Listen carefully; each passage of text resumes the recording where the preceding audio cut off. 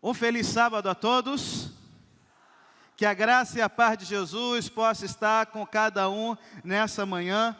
É uma honra, é uma alegria muito grande poder estar pregando no primeiro culto do ano, que a gente tem 2 sessões. Agradeço também muito ao querido diretor-geral da FADBA por poder ser um embaixador, e é com muita alegria, eu levo com muito carinho. Os melhores anos da minha vida foram aqui nesse lugar. E eu espero que os seus melhores anos, para você que estuda aqui, para você que pensa em estudar aqui um dia, também possa ser nesse lugar, porque, como diz a irmã White, a igreja, ela é a porta do céu. Então, aqui, a FADBA, a gente não só tem os cursos, mas a gente tem um lugar, que é a igreja, aqui com uma qualidade de culto, de mensagem, que com certeza, se você quiser entrar no céu, é uma porta abençoada, aberta, para você e poder levar isso aí durante toda a sua vida. Eu não posso me demorar muito, que nós temos que seguir o cronômetro para poder ter a escola sabatina e depois o segundo culto. Rapaz, novamente, olha, ontem quase fui envergonhado aqui, mas de novo esses fios aqui são meus inimigos. Deve ser o pessoal do vídeo que deve ter colocado para não ficar andando aqui em volta, que eles ficam loucos, né? Eu vou para um lado, para o outro e tal. Então, eu vou ficar um pouquinho mais quieto aqui quase dos fios. Ontem nós falamos sobre a ideia de quem nós somos, nossa identidade, sobre vencer as tentações. E só relembrando aqui uma frase de ontem. Você não vence como Cristo venceu. Você vence porque Ele venceu. E porque Ele venceu, Ele coloca o Espírito Santo no seu coração, para que você possa ser mais do que vencedor. Nós estamos aqui falando desde o início dos 10 dias sobre a importância da oração, sobre a importância da leitura da Bíblia. Ontem falamos sobre a importância da leitura da Bíblia, da oração e de resistir firme ao diabo. Eu sou departamental de jovens há 5 anos no Rio de Janeiro. Eu sei que quando a gente assume como departamental o púlpito, vocês sempre esperam um sermão um pouco mais descontraído. Hoje eu queria pedir a paciência de vocês, porque eu tenho uma mensagem muito séria para trazer para vocês essa manhã. E a gente limitar muito a inteligência do jovem adventista, de pensar que tudo a gente aprende no riso, ou com música. A gente vai fazer álgebra, matéria de matemática, e o professor ele não faz a gente dar risada para aprender. Você tem que meter a parada na cabeça de qualquer jeito, irmão, se tu quiser passar. Se tu for no médico, você já viu alguma vez, tu foi no médico e você tem ali, quem sabe, uma doença para tratar, não sei, uma doença comum aí para os jovens, tuberculose. E aí você está com tuberculose, e aí o médico então chama a atendente e vira, nossa, esse jovem está com tuberculose. E como é que eu vou explicar? Ele só entende se tiver uma música, se tiver uma paródia. Aí ele vai lá, pega o violão e vem cantando, né? O tempo passa, o tempo voa, e o seu pulmão está com tuberculose, e aí vai. Ninguém faz isso, irmão. O médico chega e faz o quê?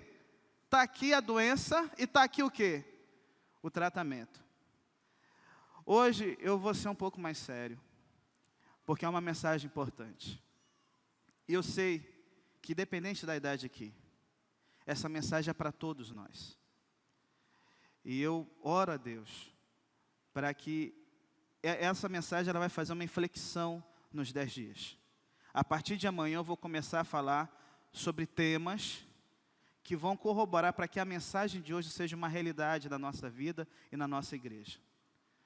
Mas o tema de hoje, uma verdade conveniente, eu gostaria que fosse uma abertura dos olhos de você que é membro da igreja, de você que está se preparando para ser líder dessa igreja e de você que já é líder dessa igreja, para que em nome de Jesus nós possamos preparar uma juventude, um povo que possa não apenas se encontrar com Cristo, porque quando Jesus voltar, todo mundo vai se encontrar com Ele. Só que alguns vão se encontrar e vão receber o quê? A vida eterna, e outros? Então eu espero que nós possamos ser uma geração que possa se encontrar com Cristo e receber a vida eterna. Esse é o propósito da mensagem dessa manhã. Por quê? Eu estava pensando aqui, quando eu recebi o convite para vir para cá, e eu pensei, nossa gente, que honra, que privilégio. Eu nunca esperei na minha vida ser orador de um evento aqui no IAN. Desculpa, na FADBA. Né? Vamos. Porque você tem aqui uma constelação de ótimos palestrantes, de ótimos pregadores, de professores capacitados. E como a gente está em outra união, a gente pensa, poxa, tem muita gente boa aqui. Só que Deus deu a oportunidade de vir para cá e eu estava andando aqui, os caminhos aqui do IAN, pensando, poxa gente, quantas experiências boas eu tive aqui, que privilégio ser um pastor adventista pregando na minha alma mater, no lugar onde eu me formei, onde eu aprendi teologia. Eu dei uma olhada no residencial masculino e tive o privilégio de trabalhar como monitor prego durante 2 anos lá. O Marcão, que é o preceptor hoje geral, a gente trabalhava juntos. E eram tempos mais difíceis, viu? O internato tinha mais gente. Naquele tempo tinha um pessoal mais barra pesada. Eu sou do tempo que a gente pegava uma rebelião ou outra dentro do residencial masculino. Hoje o pessoal tá todo, graças a Deus, convertido, né? Amém?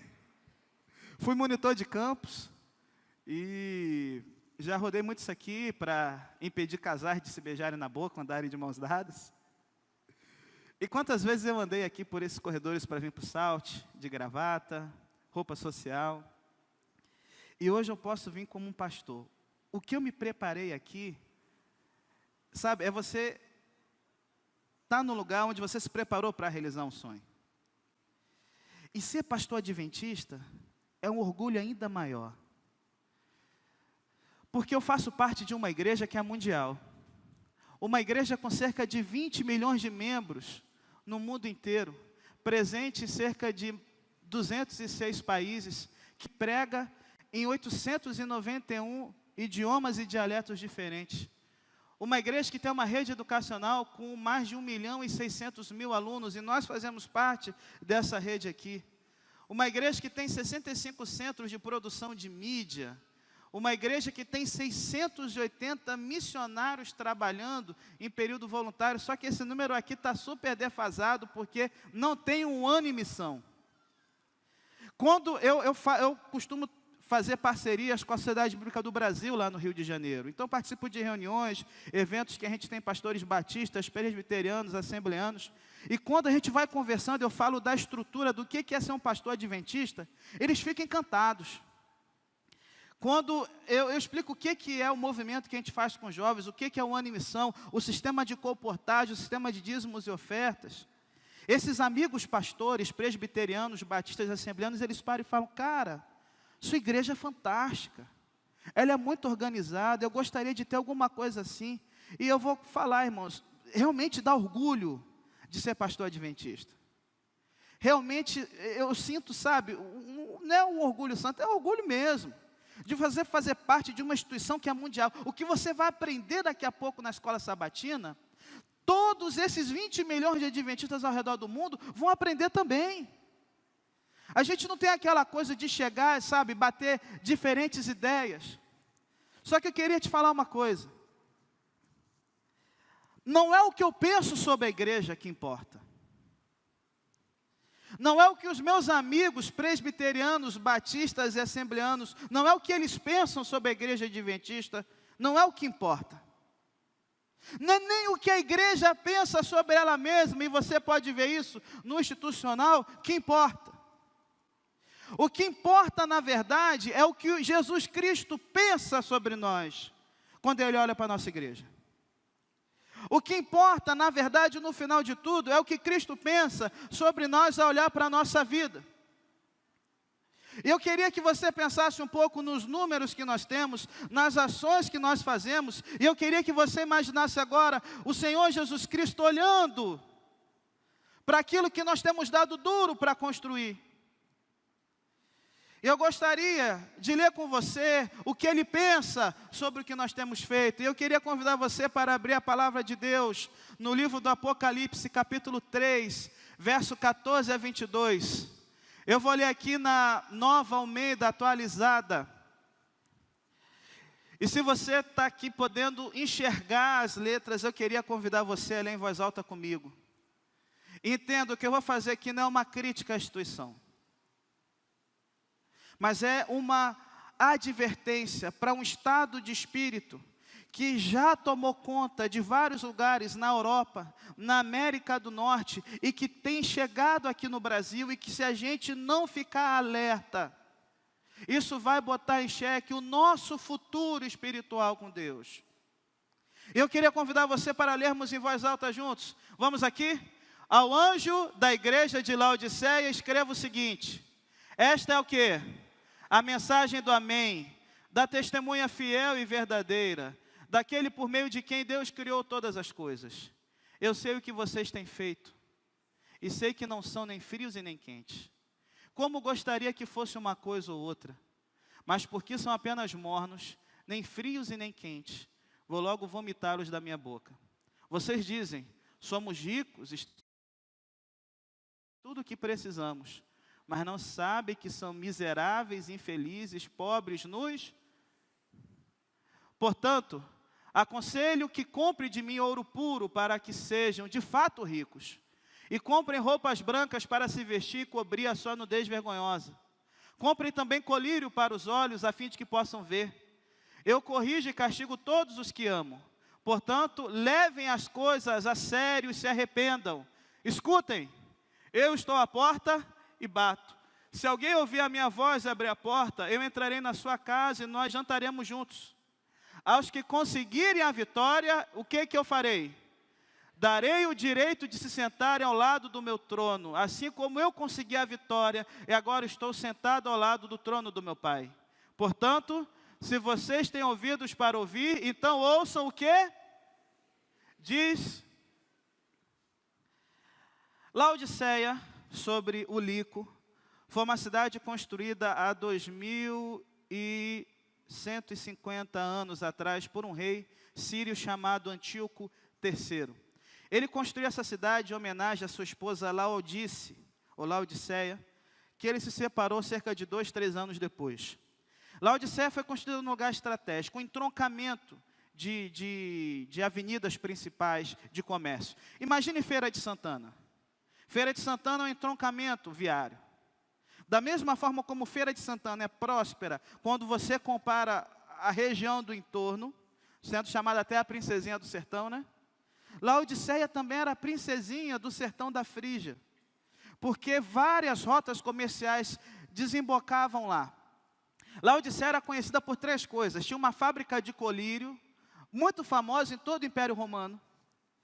Ela tinha um tipo de ovelha característica da região, que dava uma lã preta, muito boa, de altíssima qualidade e cara. E por causa dos comércios que passavam pela cidade, eles tinham uma grande rede bancária. Então, os cidadãos de Laodiceia, eles eram ricos. Eles só tinham 2 problemas. O primeiro, terremotos. Mas eles eram tão ricos, que quando no ano 60 a.C., houve um terremoto que destruiu a cidade de Laodiceia. 60 depois de Cristo, houve um terremoto que destruiu Laodiceia.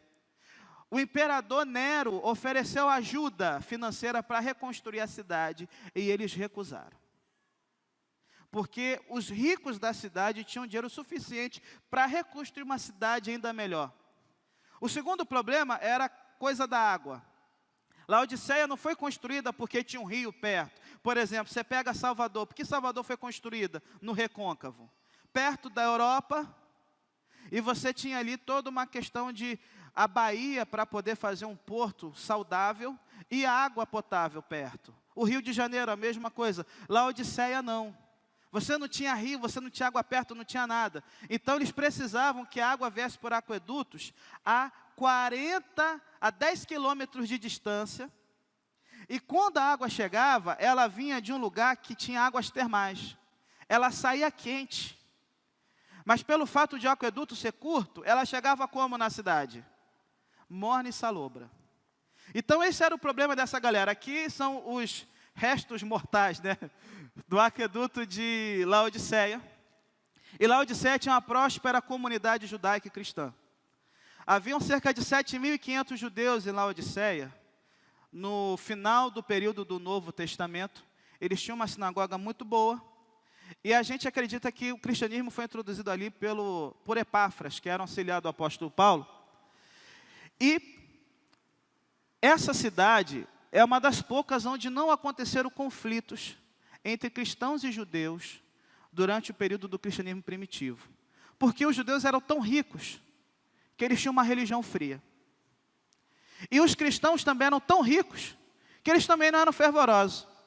Então você tem aqui o exemplo de uma coluna que simboliza o momento em que o cristianismo virou a religião oficial do Império Romano. Eles desapropriaram a sinagoga dos judeus da cidade, e você tem aqui um símbolo judaico, que é o quê? A menorá, aquele castiçal de 7 braços. E quando a sinagoga virou a igreja, o que eles adicionaram? A cruz? Não é à toa que nessa ruína da igreja de Laodiceia, pela primeira vez foi votado num concílio eclesiástico, no ano 363, a proibição da guarda do sábado pelos cristãos.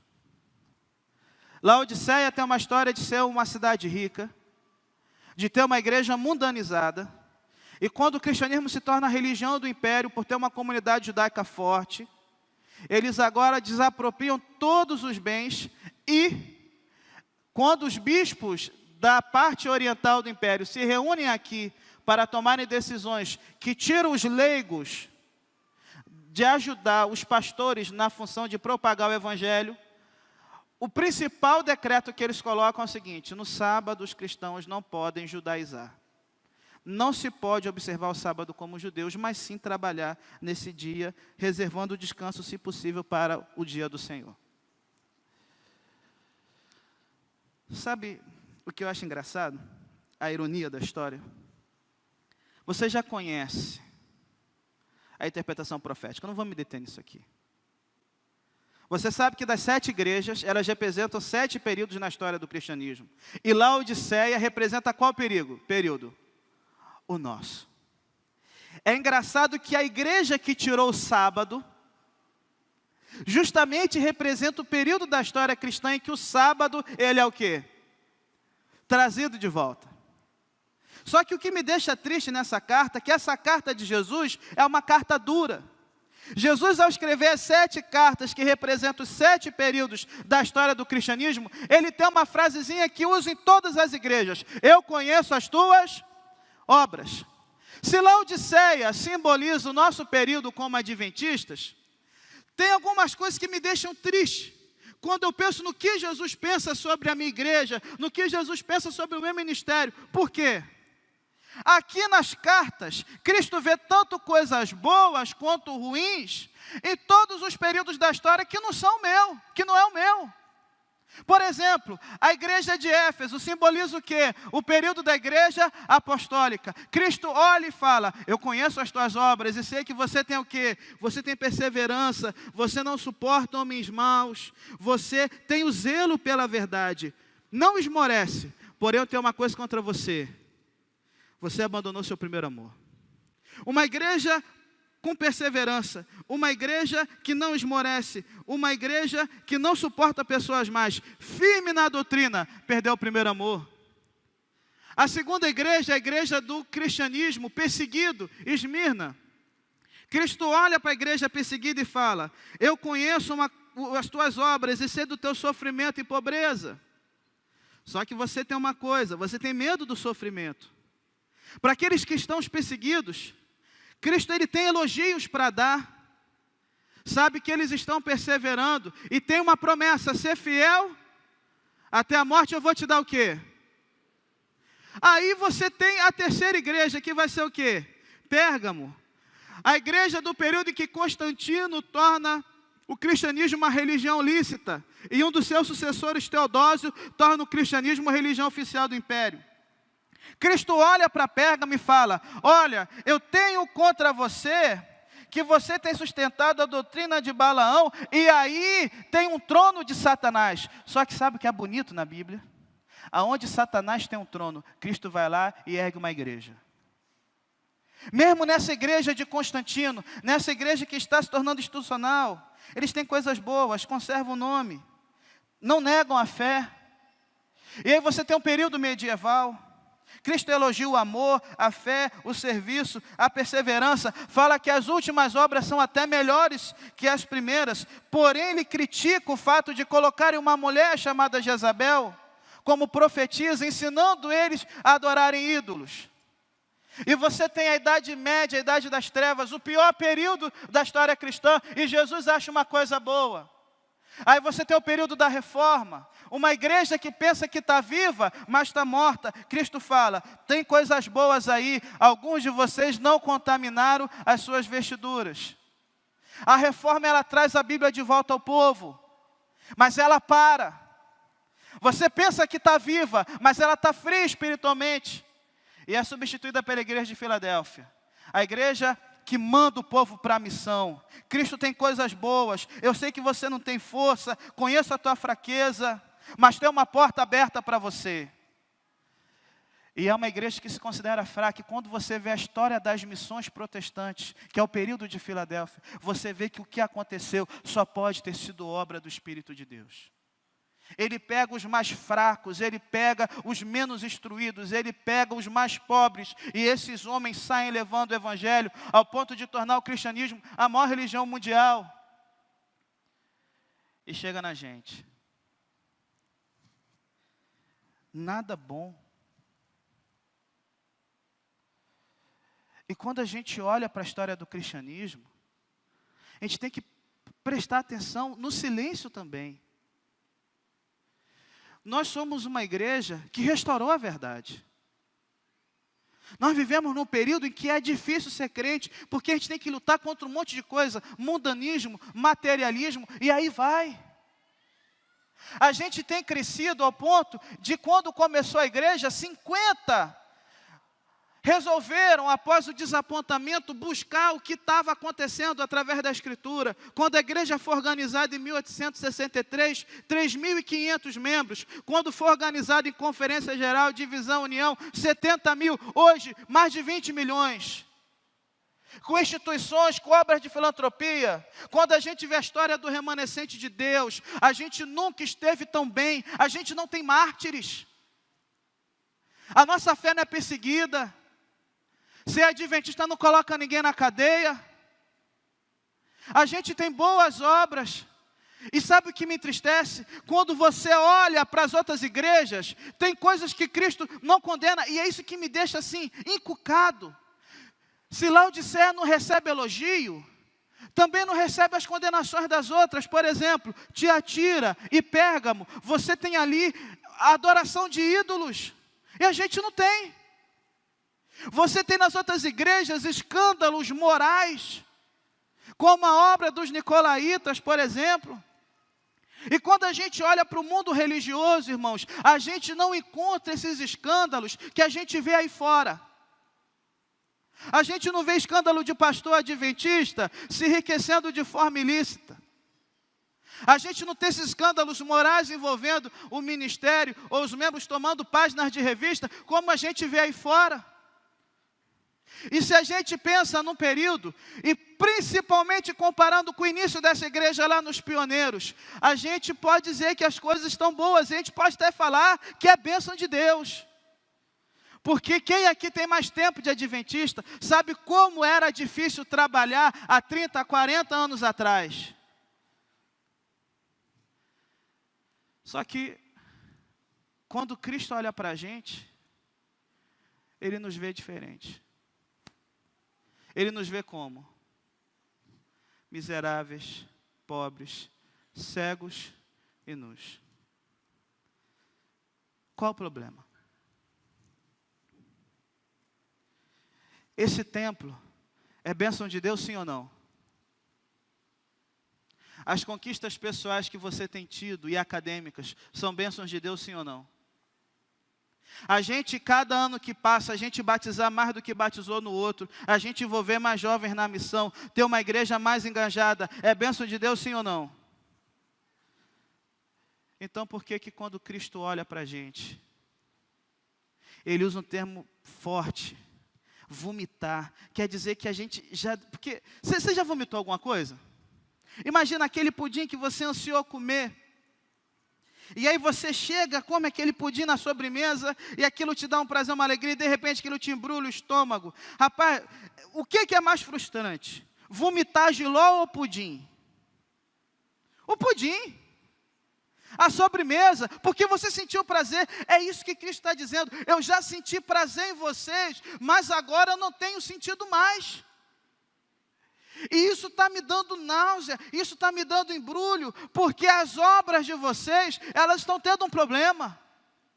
Vocês estão vendo as obras de vocês e batendo palma para vocês mesmos. Vocês estão vendo as obras de vocês e vendo como se isso fosse um mérito diante de mim.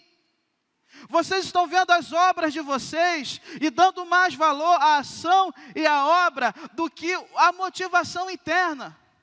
E quando a gente pega o livro Primeiros Escritos, a irmã White falando sobre Laodiceia, ela diz o seguinte: muitos que professam estar aguardando a iminente volta de Cristo, estão se conformando com este mundo e buscando mais fervoroso aplauso dos que o cercam, do que a aprovação de Deus.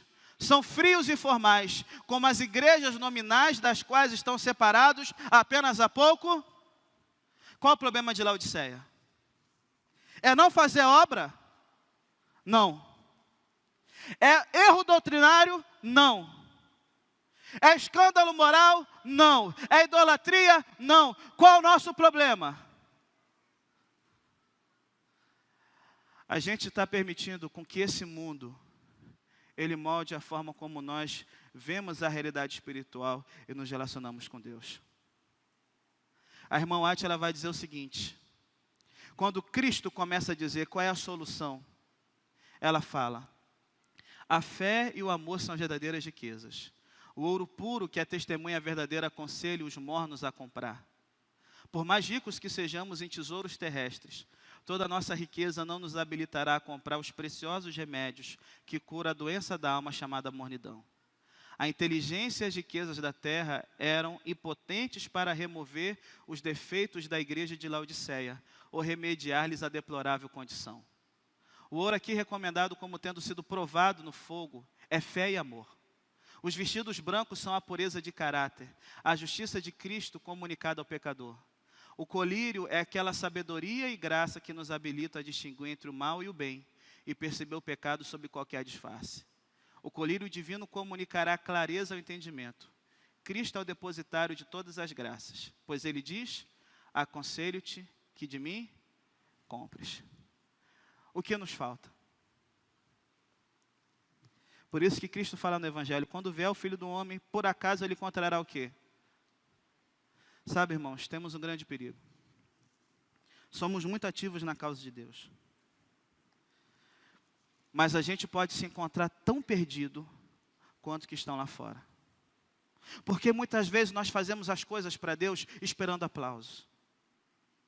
Muitas vezes nós fazemos as coisas para Deus porque já entrou, sabe, no automático, já entrou, sabe, no que tem que fazer. A gente faz pressionado. Eu vou começar por mim. Eu sou departamental. E sabe o que é que eu fico lutando cada dia quando eu entro no escritório da associação? Senhor, não permita que eu faça as coisas com os jovens da minha igreja só buscando uma foto, só buscando um vídeo para relatório. Senhor, não permita eu fazer as coisas para Ti, porque eu só pago e tenho que fazer. Sabe, irmãos, hoje estamos no afã de parecermos respeitáveis para a nossa sociedade e para esse mundo, e a gente tem esquecido que temos uma verdade que esse mundo odeia, uma verdade que é inconveniente. E se o mundo não nos odeia hoje, é porque nós estamos diluindo o impacto da fé adventista, que é revolucionária, gente. Você faz parte de uma igreja que Satanás tem levantado bandeiras aí fora para defender coisas que a gente já defende. Se o povo levanta a bandeira marxista, nós temos uma mensagem que vai para os trabalhadores, que é a mensagem do sábado. O sábado lembra que você não é um escravo do seu patrão. Se o povo levanta a bandeira da caridade não há salvação, através do espiritismo, nós temos um livro inteiro chamado Beneficência Social e o Atos dos Apóstolos, em que nós temos ali a doutrina social da igreja de cuidar dos órfãos, dos pobres e das viúvas. Satanás levanta a bandeira do vegetarianismo com o movimento da nova era, e nós temos a mensagem da reforma de saúde. O diabo está todo tempo tentando dar alternativas da nossa mensagem para esse mundo em trevas e ao mesmo tempo diluindo a força dela dentro da gente. E a gente vai pregar e fala sobre o sábado como um dia de lazer. Reforma de saúde como vivendo mais nessa terra pecadora, pelo amor de Deus. Qual o objetivo da reforma de saúde? É que você viva mais como pecador nessa terra ou ter a mente limpa para o Espírito Santo falar com você? Vocês estão vendo, se a gente tira o foco, a mensagem ela fica o quê? Morna, ela fica insípida e acaba que isso agora começa a não funcionar na nossa vida. Por quê? Porque estamos perdendo a ideia de uma vida santa, que é a justiça de Cristo, o discernimento, que é o colírio que o Espírito Santo coloca. Se eu priorizo a Deus em primeiro lugar, e Satanás tem colocado uma agenda louca sobre a nossa vida, para que a gente não possa ter tempo de pensar nas coisas do céu. E a gente usa esse verso aqui, eis que estou à porta e bato, em sermão evangelístico para quem está fora, mas veja a ironia. Para aquela igreja rica e milionária, Cristo se apresenta como um mercador, como um caixeiro viajante. Vocês pensam que tem tudo, mas eu tenho o essencial para que vocês possam ter bem-estar e é de graça. Vocês estão dentro da igreja fazendo uma festa para vocês mesmos, cantando para vocês mesmos, aplaudindo a vocês mesmos, pregando para vocês mesmos. E o dono da festa está onde? Sabe, irmãos, no momento que a gente perde a fé, o amor, o discernimento espiritual e a vida de santidade, a gente vira um clube e não uma igreja. E qual tem sido o resultado? Quem tem ouvidos, e o que nós temos que ouvir? A Europa, o celeiro dos missionários, o berço do cristianismo, tanto católico quanto protestante, está virando o lugar aonde as igrejas estão morrendo porque não deram ouvido ao que o Espírito diz para elas. Uma pesquisa feita na Inglaterra perguntou quem é Jesus para as crianças inglesas. 20% responderam que Jesus é o jogador Jesus Navas do Chelsea. Como que um país aonde produziu John Wesley, aonde mandou missionários, só perde para os Estados Unidos, você tem 20% das crianças não sabendo quem é Jesus? Na Europa as igrejas estão sendo colocadas à venda, para mesquitas, para comércios, para bares, e a premiação do mundo pornográfico é numa igreja metodista que eles compraram para esse fim. As igrejas estão vazias e não pense que isso é um fenômeno exclusivo para os outros. Na Europa, 1940, a Alemanha era o segundo país com mais adventistas, 38 mil adventistas, o Brasil tinha menos de 3 mil. Hoje, a Alemanha tem 33 mil adventistas, a maioria idosos. E na Europa, cada carta, cada lição que vem com ofertas para as missões mundiais, você pode chegar em casa e comparar, a gente tem menos membro. E por que a frieza está alcançando eles? Por que que a Europa está se tornando o país, a região do mundo com mais ateus após China, Vietnã, Coreia do Sul e Japão? Sabe por quê? Eles perderam a essência do cristianismo, que é essa comunhão diária com Deus, que nos dá força para ter uma vida santa e uma vida diferente. Sabe o que me preocupa? Eu tenho aqui departamentais JA como eu. 54% dos ateus do mundo são jovens. Eu sou pastor no Rio de Janeiro. Lá, a gente já está sofrendo os efeitos do secularismo. Eu acredito que o pastor Eduardo, que cuida de Salvador, também já deve ter problemas com isso também. A fé é uma instituição que não funciona. O que eu vou esperar de você, meu irmão? Você que é jovem adventista e não está buscando uma vida de santidade, uma vida de submissão à palavra de Deus, o que a gente vai esperar? Você quer ficar mais tempo aqui nessa terra? A consagração é importante para que as obras da nossa igreja venham ser revestidas de poder. Para que as obras da nossa igreja não apenas salvem os que estão lá fora, mas salve a gente mesmo. E sabe o que me entristece como historiador? A minha área foi em cima do protestantismo brasileiro. Eu estudei várias histórias de reavivamento na igreja anglicana, na igreja luterana, na igreja batista, na igreja presbiteriana, na igreja metodista. E sabe o que me entristece? A gente estuda a história do adventismo como um movimento mundial.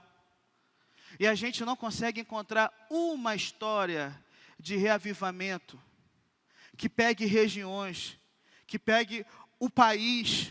Sabe por quê?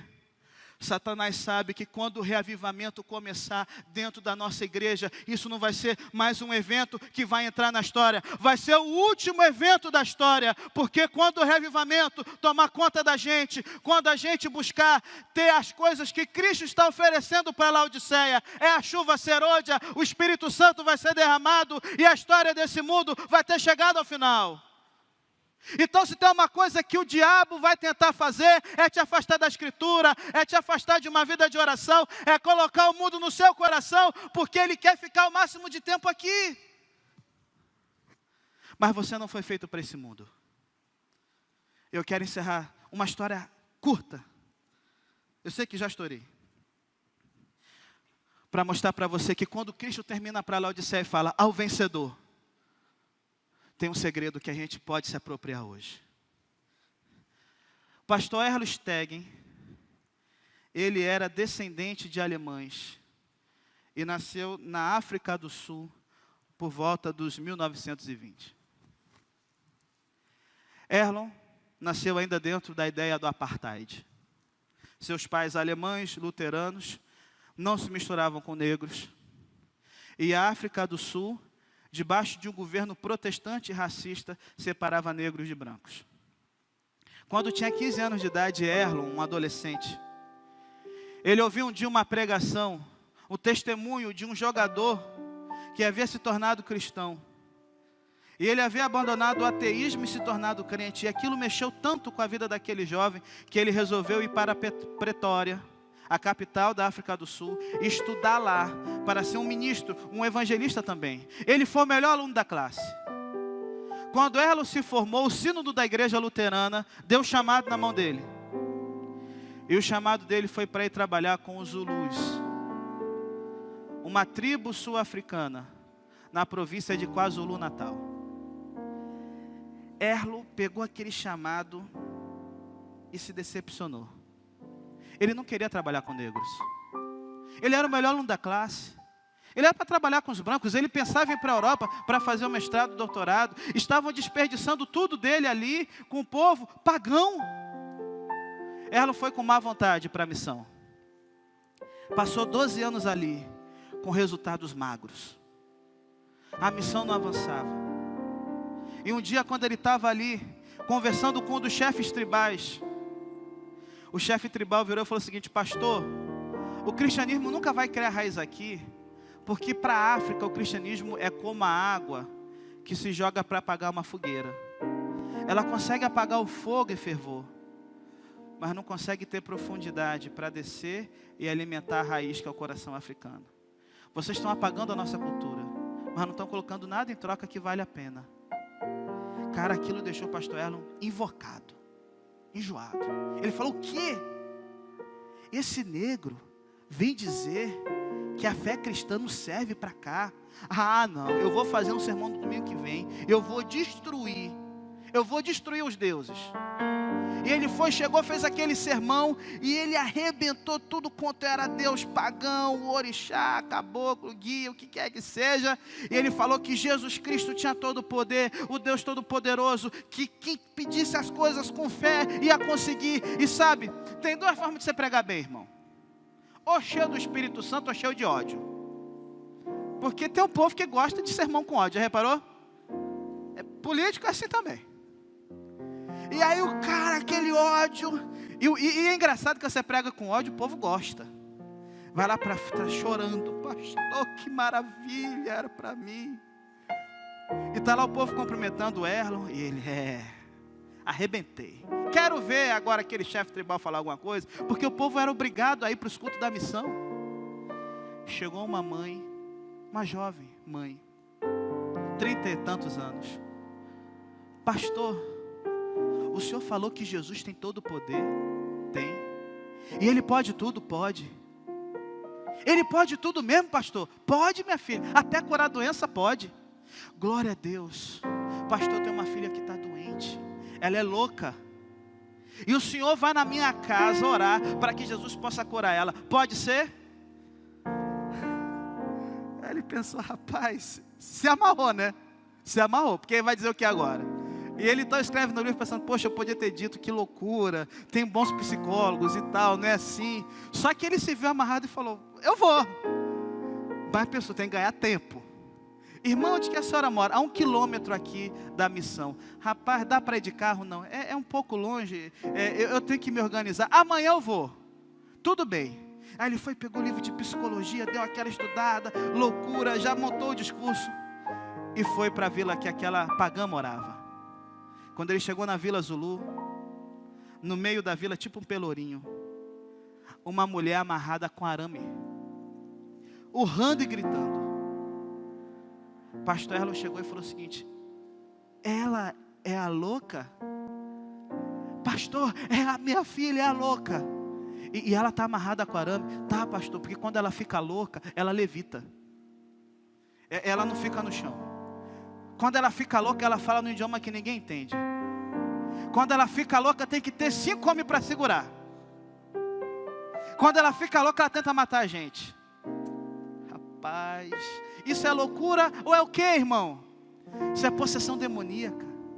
Aquela menina já estava uns 5, 6 dias amarrada no pelourinho. Debaixo de sol, chuva, frio e calor, para não machucar ninguém. O pastor Erlon então falou, gente, é loucura, e das piores. Eu tenho que levar para o centro de treinamento da missão. Lá tem psicólogo, tem um monte de gente que vai ajudar. A menina passou 15 dias, quebrou tudo, tentaram expulsar, não conseguiu. O pastor Erlon foi, humilhado, não deu nada certo. Ele teve que botar a menina de volta no carro e entregar para a mãe. Imagina a cara de derrota daquele homem. Cadê o Deus de poder? E ele então chateado com Deus, abriu a mala, começou a guardar as coisas e falou, eu não vou mais trabalhar, eu fui envergonhado, eu vou sair daqui, aqui não é o meu lugar, o evangelho não serve para cá. E quando ele está lá chateado, brigando com Deus, o Espírito Santo falou no coração dele o seguinte, não é para você ir embora, é para você poder buscar poder, se você quer ser vencedor. E o pastor Erlon começou naquele livrinho de Lutero, Como Orar. Ele começou a ler Atos dos Apóstolos. E ele então reuniu a liderança da igreja e falou, nós não estamos sendo vencedores, porque o mundo está dentro do coração da gente. A gente tem que aprender a ter uma vida de oração. Reuniões que sejam de oração de verdade. Reuniões em que a gente busca a presença do Espírito Santo, para a gente poder vencer e mudar. E eles agora começaram a orar, começaram a invocar o Espírito Santo. 15 dias, 20 dias... E eu não estou contando história de igreja pentecostal. É a história de igreja luterana que tem um culto parecido com o nosso. E quando aqueles homens estavam orando, um dia um chegou e falou o seguinte, pastor, eu tenho que confessar um pecado. Eu sou diácono da igreja e eu estou roubando a tesouraria da igreja. O outro virou e falou assim, pastor, eu também sou, porque na igreja luterana o diácono é oficial da igreja. Eu tenho feito coisas ruins. Eu estou dando em cima da mulher do irmão. Pastor, eu tenho falado mal do senhor. E eles ali começaram a confessar os pecados uns para os outros, a pedir perdão uns para os outros. E eles continuaram. E agora o Espírito Santo começou a fazer um trabalho de reavivamento dentro daquela missão, dentro daquela igreja. No final de 3 meses, o pastor Erlon virou e falou o seguinte, está na hora da gente expulsar aquele demônio. E foi ele e a liderança. Não teve 15 dias. No mesmo dia, Satanás foi vencido na vida daquela moça em nome de Jesus. Aquilo foi tão fantástico que no dia seguinte o feiticeiro da tribo daquela mulher bateu na porta da missão. Pastor, eu vi que Jesus é mais poderoso que os espíritos. E se é para servir alguém, eu quero servir o que tem mais poder.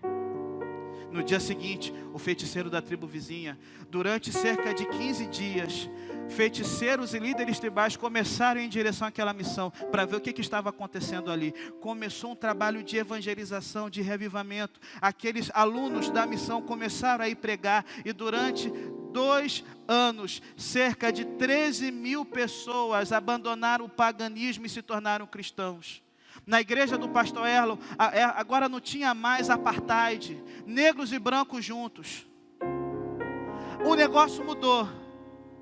E a partir dali, gente da África do Sul começou a ir na década de 70, ver que igreja era aquela que juntava negros e brancos, que igreja era aquela que tinha poder. E ali começa um movimento que vai tomar a África do Sul. E o que acontece nos anos 90? O fim do apartheid. Sabe, a minha tristeza é que a fala desse homem é real. Como é que acontecia tanto no tempo dos apóstolos, tanto no tempo da irmã White, e não acontece nada com a gente hoje? Porque está faltando, irmãos, uma vida de consagração, uma vida de busca pelo Espírito Santo, uma vida da gente se humilhar e orar, uma vida da gente confessar nossos pecados e abandonar, uma vida da gente parar de tentar ser igual ao mundo e tentar ser igual a Jesus. Eu queria fazer um apelo aqui essa manhã. Eu não contei história engraçada, porque essa verdade me angustia. Porque eu não quero agora que o Brasil entre nesse mapa dos ateus. Eu não quero um dia, daqui a alguns anos, voltar e essa igreja está com menos gente. Eu quero ver a gente cheio do poder do Espírito Santo. Quem sabe o revivamento começando por aqui, a chuva serôdia por aqui, para a gente poder ter força para viver o que Cristo nos chamou e a gente encerrar a missão e ver Ele voltando nas nuvens dos céus. É o meu sonho. Eu queria fazer uma oração com você essa manhã. Deus, me ajude a priorizar a comunhão contigo. Eu quero viver o que o pastor Erlon viveu. Eu quero viver esse revivamento, porque ele vai ser o último. Eu quero ser um instrumento teu, me consagrar totalmente a ti. Eu sou orgulhoso, eu sou vaidoso. Eu necessito colocar a minha vida a cada dia debaixo da mão de Cristo, para ser crucificado e Ele poder viver em mim. Eu sou o primeiro a dizer: Deus, transforma a minha vida para que o meu ministério seja uma bênção. Tem mais alguém aqui que gostaria de pedir essa oração? Então, meu irmão, quero fazer novamente um apelo a você. Eu queria que a gente se levantasse. Eu sei que está aqui a orquestra, mas eu queria novamente que a gente viesse para frente, para que todos possam ver: olha, eu sou pastor, mas o que a Ellen White falou é para mim. Eu sou obreiro, mas o que a irmã White falou é para mim. Eu sou membro dessa igreja, mas eu sei que se a gente continuar brincando com esse mundo, a gente não vai sair daqui. E Senhor, eu quero ter um ponto de inflexão na minha vida a partir de hoje, de levar a sério, porque eu quero ver o Senhor Jesus voltar nas nuvens dos céus. Se aproxime o máximo que você puder.